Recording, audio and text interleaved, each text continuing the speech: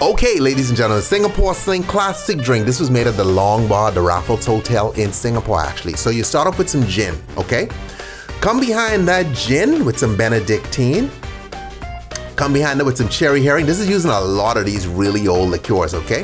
Fresh squeezed lime juice, because you don't see Benedictine and cherry herring. I mean, mixologists use it nowadays, but the regular people, not so much. Pineapple juice, bit of grenadine, okay? Angostura Bitters. This is a real cool drink, actually. So I suggest you give this a try, even though it got a ton of ingredients in it.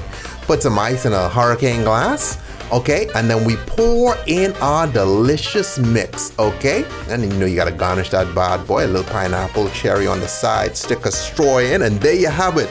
And we have a lot of these classic drinks on Tipsy Bartender, so you could go through, type this in, okay? Because I mean, like, searching our YouTube page to find drinks is tricky. I know Google created YouTube, and you should think that YouTube has a great search engine, but not really. So go to our site and search your drink, and you can make it. Delicious drink. Look at that guy. He's so classy. Ooh, handsome too. Delicious. All right, stay tipsy. Stay tipsy. Later.